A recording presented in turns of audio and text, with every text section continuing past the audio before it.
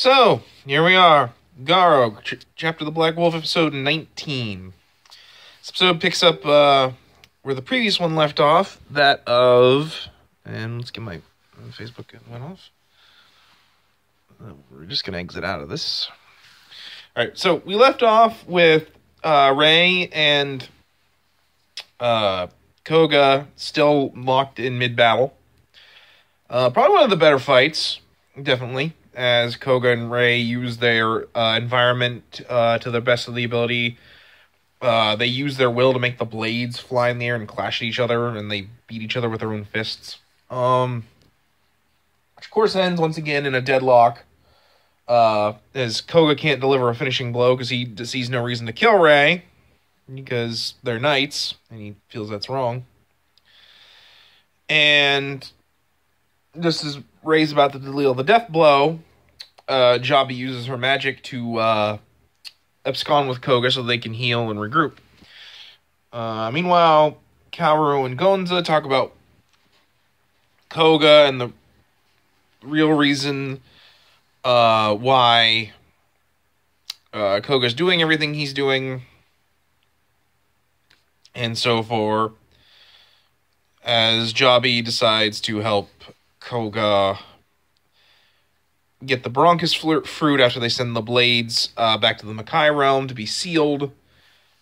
But sadly, Jabi is killed by Kodama, and Koga and Ray have to try and fend off Kodama. All the while, the legendary Dark Knight finally makes his appearance. So yeah, there's a lot that happens in this episode, as I kind of stated there. For one, we see the death of Jabi. I'm just going to spoil it here because she dies, but she gets better. It's kind of dumb. I'm guessing Amamiya didn't know if GARO was going to last.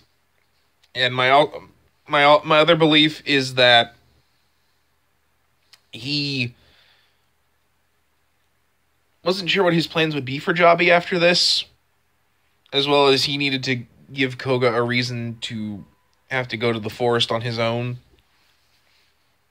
to make getting the Bronchus fruit harder. We also get some stuff about the watchdogs, particularly the fact that they used to be a human who was given immortality by the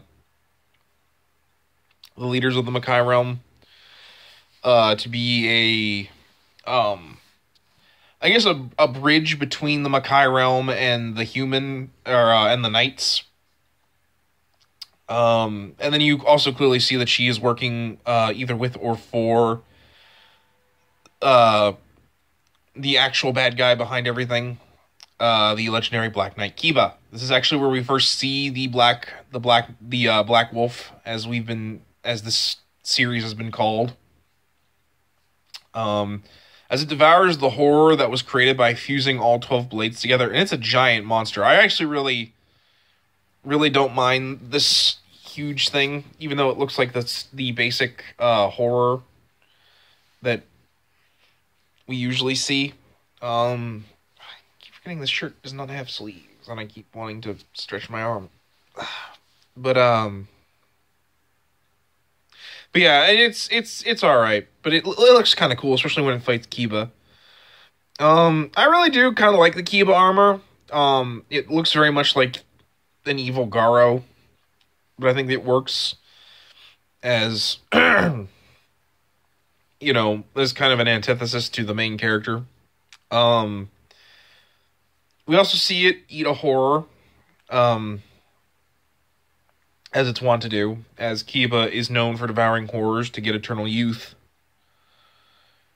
But yeah, it's a decent episode. I really like all the stuff with Koga and Jabi, where they really do establish the two have been childhood friends.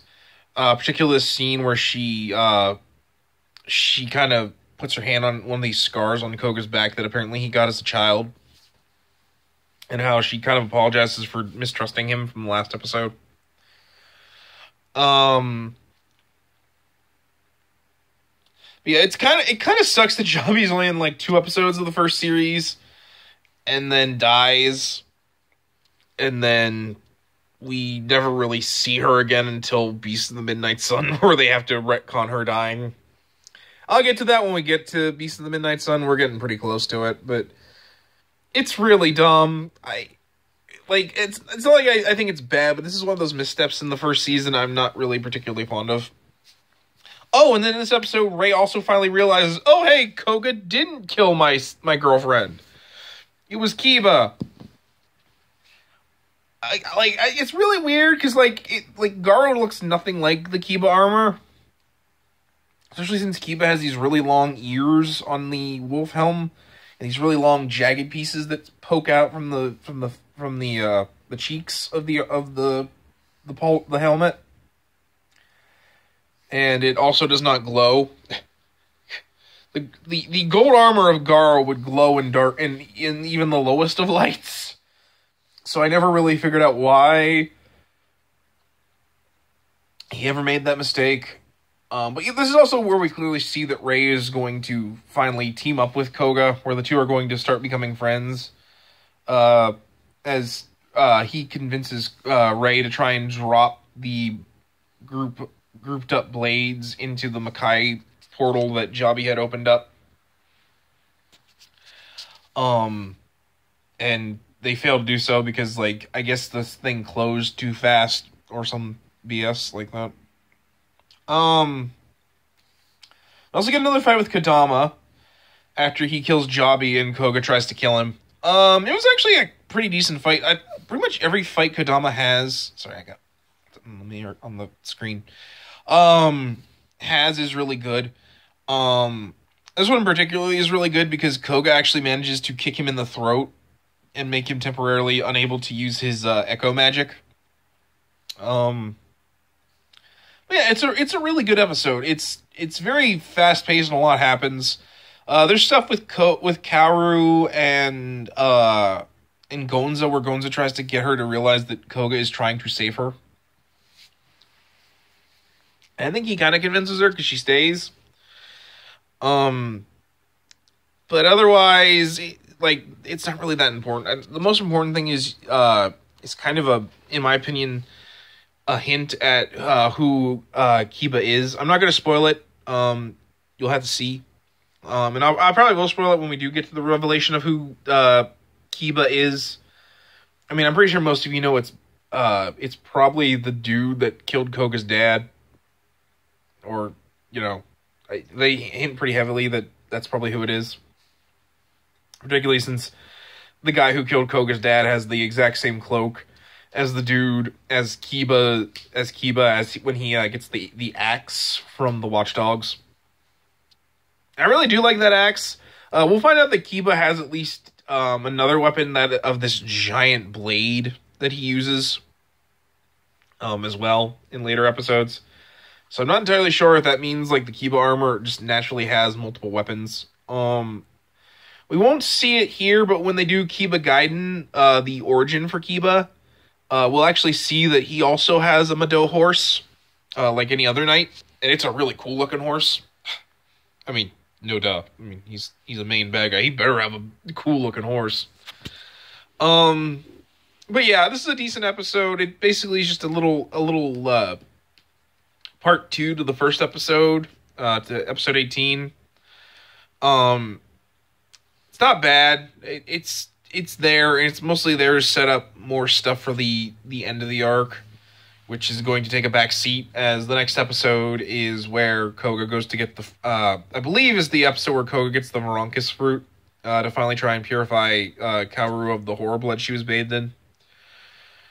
But yeah, this is a solid episode. You really do have to see episode 18 to really get what goes on in episode 19, so... I will admit, it's not something you should just watch. You really should watch 18 first, and then this, or else you're going to be really confused. But yeah, definitely a good episode. The first we see of the Dark Knight Kiba. And yeah, it's a good episode. So yeah, come back next week, and we will see episode 20. Take care.